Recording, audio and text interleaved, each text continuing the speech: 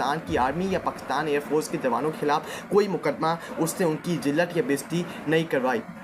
पाकिस्तान तरीके इंसाफ का मतलब है कि मजलूम के साथ खड़ा होना। 26 नवंबर को तरीके लब्बैक पाकिस्तान की तरफ से हमारे सौदा का मजाक उड़ाया गया, लेकिन हमारा तरफ और तरबियत ऐसी नहीं है। हम आप पर होने वाले जुल्म की मजम्मत करते हैं और आपके साथ हैं। जुल्म हम पिछले 3 सालों से बर्दाश्त कर रहे हैं, ये बात हकीकत है। जो आज TLP पाकिस्तान तरीके लब्बैक पाकिस्तान जो एक मजहबी जमात है, सार रिजवी की जमात है, उनकी जो पार्टी के साथ हो रहा है, उनके ऊपर सीधी गोलियाँ चलाई जा रही हैं। सार रिजवी ने भी कहा है कि गोली क्यों चलाई है, किसको खुश करने की खातिर हमारे ऊपर गोलियां चलाई जा रही हैं और आवाम के ऊपर सीधी फायरिंग की जा रही है और उनका खून बहाया जा रहा है। मसले का ली नहीं है। आप अपने लोगों के ऊपर अगर गोलियां बरसाएंगे तो ये आप गलत कर रहे हैं। इसके ऊपर आपको इसके ऊपर लानतान का सामना करना पड़ेगा, तनकीद का सामना करना पड़ेगा। ये आप गलत हरकत कर रहे हैं, गिरी हुई हरकत कर रहे हैं। अपने लोगों के ऊपर कोई गोलियां चलाता है, इन्हीं लोगों के टैक्स के पैसों के ऊपर, इन्हीं लोगों के पैसों के ऊपर आप ये बंदूकें लेते हैं, ये कपड़े लेते हैं, मुल्क की हिफाजत करते हैं और उन्हीं लोगों के ऊपर आप गोलियां चलाते हैं। तो ये मसले का नहीं है। आपने कश्मीरी आवाम के ऊपर भी पिछले हफ्ते गोलियां चलाई,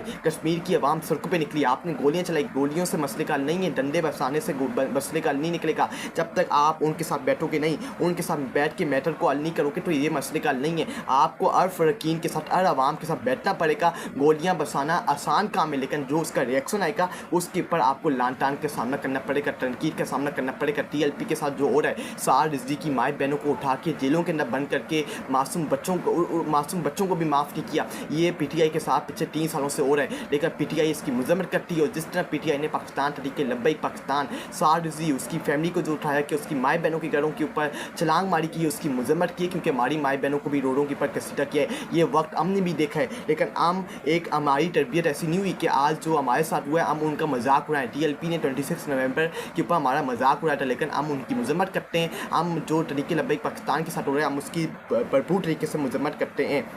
शहबाज गिल, आपने कल रिटायर हो जाना है, फिर फेज़ अमीर साहब की तरह नया आर्मी चीफ आकर आपको कोर्ट मार्शल कर रहा होगा आपकी पॉलिसियों पर। जैसा आज आप फेज़ अमीर के साथ खड़े हैं और आप चले हैं, कबूल या कबूल नहीं, आप यूनिफॉर्म में हैं। ये हक आपको किसने दिया है कि आप कबूल करें या ना करें? ये हक सिर्फ आवाम का है। ये शहबाज गिल ने बात की है कि ये आपने कल रिटायर हो जाना है, और ये बात हकीकत है कि आपने रिटायर होकर अपने घर चले जाना है और कल नया आर्मी चीफ आएगा और वो भी आप जिस तरह फेज़ अमीर का कोर्ट मार्शल कर रहे हैं मिट्टी कोर्ट के अंदर, कल नया आर्मी चीफ आके आपका भी कोर्ट मार्शल करेगा मिट्टी कोर्ट के अंदर। तो आप किसको मुंह दिखाने के लायक बचेंगे? ये आप आज जो ओडी के ऊपर बैठे हुए और बड़ी बड़ी बड़मबाजियाँ दिखा रहे हैं, बड़ी बड़ी बड़के मार रहे हैं, कल आपको रिटायर हो जाना है, अपने घर चले जाना है और इसी आवाम का सामना करना है। तो फिर आप आवाम को किस तरह फेस करेंगे? तारिक मतीन, ठीक था, आवाम को भी कबूल नहीं। ये तारिक मतीन ने DGSPR के बयान के ऊपर रद्द-ए-अमल दिए। DGSPR के किस बयान के ऊपर रद्द-ए-अमल दिए अगर मैं आपको बताऊं? हमारे लिए तमाम सियासतदान काबिल एहतराम है, लेकिन अगर कोई फतेहवाद ये समझता है कि इसकी सियासत इस मुल्क की रियासत से बड़ी है, ये हमें कबूल नहीं है। इसके ऊपर तारिक मतीन ने बात की कि आपने ठीक कहा है कि आवाम को भी कबूल नहीं है और आप पाकिस्तान की रियासत असल आवाम है, आपको उनका मैंडेट कबूल करना चाहिए था। आपने आवाम का मैंडेट टुकरा के इन वक्त की यजीदो फ़रोनों के हवाले किया और आज आप देख लें कि मुल्क किस तबाही बर्बादी की टाने पे ऊपर खड़ा हुआ है। ये सब आपकी वजह से। तो आपको ये कबूल करना पड़ेगा जो आपने गलतियाँ की हैं, जो अपने मिस्टेक्स किए। अगर आप कबूल नहीं करेंगे तो इससे मसले का हल नहीं निकलेगा। और अगर आप अपना ब्लेम्स अपना जो आपकी गलतियां आप उसका इल्ज़ाम किसी और के ऊपर डालेंगे तो इस तरह मसले का हल बिल्कुल तौर के ऊपर निकलेगा, आपके ऊपर तनकीद करेगी। और ये आवाम सोशल मीडिया का दौर है, कल भी मैंने ये बात की, आज भी मैं बात करूँगा कि ये हर सोशल मीडिया का दौर है। हर किसी के पास हर कोई सोशल मीडिया इस्तेमाल करता है। अगर आप इतना सा फ्रॉड करेंगे, इतना झूठ बोलेंगे तो कौम आपका झूठ, आपका फ्रॉड दुनिया के सामने रख देगी।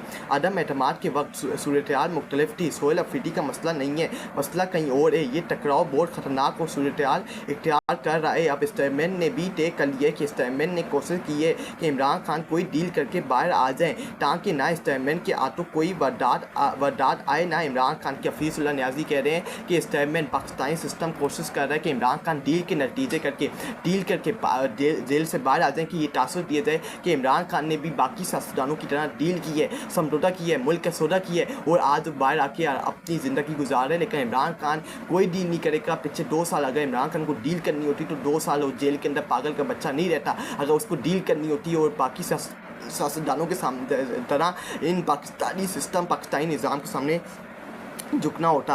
वक़ार मलिक, हमें वो जनरल कबूल नहीं जो पाकिस्तान के आइन को रोनते हैं और अवाम का मैंडेट चोरी करते हैं। ये वक़ार मलिक ने बात की कि हमें वो जनरल कबूल नहीं है, हमें वो आर्मी का ऑफिसर कबूल नहीं है जो पाकिस्तान के आइन को रोनते हैं, अपने ड्यूटी की रोंद के पर और अवाम का मैंडेट चोरी करते हैं। ये वक़ार मलिक जो सीनियर साफ़ी हैं उन्होंने बात की है। साबिर साकिर, नून और पीपल पार्टी से तंग आ गए हैं क्या आप, तो मस्कन ई इसके आपका मस्कन ही इसके अंदर है। ये साबिर साकिर ने DGSPR के बयान के पर रद्द-ए-अमल दी है।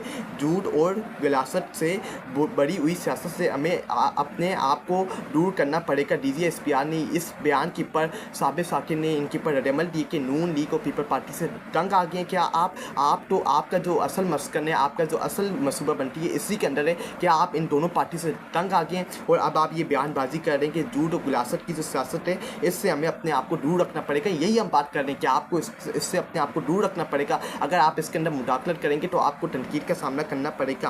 दहशतगर्दों की सलोटकार खवा किसी भी ओहदे पर हो इसके लिए ज़मीन तंग कर दी जाएगी। DGSPR ने कहा है कि दहशतगर्दों के जो सलोटकार होंगे और किसी भी ओहदे के पर होंगे हम उसकी ज़मीन तंग कर देंगे, उसके पीछे आएंगे और उसको सुकून से रहने नहीं देंगे। इसके ऊपर साजाना गुजार ने बात की कि अल्लाह का नाम लेकर जनरल बाजवा को दुबई से घसीट कर वापस लाया जाए और आर्टिकल 6 सीधा लगाया जाए। उस वक्त गद्दार पर यह साजाना गुजार जो PTI की रहनुमाएं सीनियर लीडर हैं उन्होंने ये बात की। DGSPR के बयान की कि जनरल यजीद बाजवा को घसीट के पाकिस्तान वापसी लाया जाए और उनके पास सीधा आर्टिकल 6 लगाया जाए जिस तरह उन्होंने मुल्क के साथ गद्दारी की है और दहशतगर्दों को पाकिस्तान के अंदर पनाह दी है और यहाँ उनको पाकिस्तान के अंदर घुसाया है।